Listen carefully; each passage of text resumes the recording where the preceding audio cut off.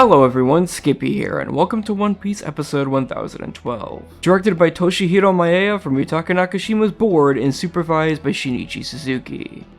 When I enjoyed Magic Bus's last episode, I'm willing to give this one more than a fair shake. Because the board from Yutaka Nakashima looks on the level of what I've come to expect from him and might be carrying some surprises of its own, which will surely help matters being the overall guideline of the episode. Sure, it's definitely not important content in the grand scheme of things, but it'll still be interesting to see what angle they take with it quality-wise regardless. So will episode 1012 make me feel the same as last week? Let's keep on running and find out.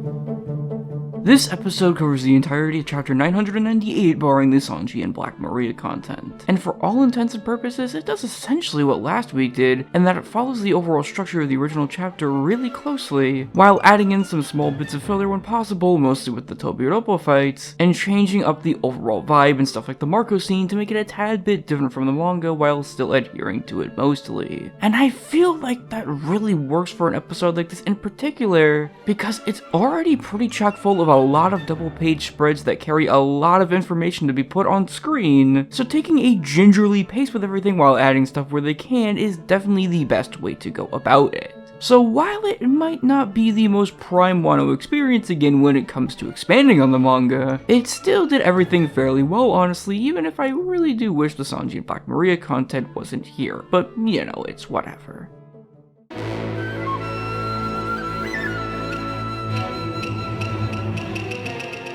I mostly consider Nakashima a competent storyboard artist who mostly gets by with adding in little bits of vibrancy here and there to make up for what he lacks. But I have to say that here he turned it all up to 11 and gave this episode a lot of eye candy in that area, which I think helps this episode in particular feel a bit more large when they're trying to portray the live floor as big as it can be. Mostly because a lot of scale-based moments happen there. It's not stilted, it's not boring to look at, and if anything I think it might be one of Nakashima's best boards in a while, for all of those reasons above and more. Combine that with the fact that Magic Bus isn't the only studio on board this time, as some in-house Toei animators like our own Chu Young-sa actually help out a bit this time, along with freelance Japanese animator Hone Hone, with an absolutely kick-ass Marco scene that I wasn't expecting with impact frames galore. 1012 might be the best Magic Bus episode so far, but it's not like it was entirely all they're doing. Sure, even without the help of production desk Hayata Tokito when it comes to adding a few animators, this episode probably would have been solid otherwise, but it added a layer to it that is appreciated regardless, and it already kinda owes how solid it is to what might be the best offering from Nakashima in a while, which makes this one that I definitely didn't see coming. Which gets us all ready for next week's episode 1013 that I'm really looking forward to. It's one thing that Masayuki Takagi is one of my favorite supervisors on the show, but with one of my favorite directors at Toei, Ryota Nakamura, directing, who some may remember from episode 850 back in Whole Cake Island, we're sure going to be in for a treat as we look back on Yamato's past with Ace, as well as even more evidently in regards to the past and somehow future content that this episode will be treating us to.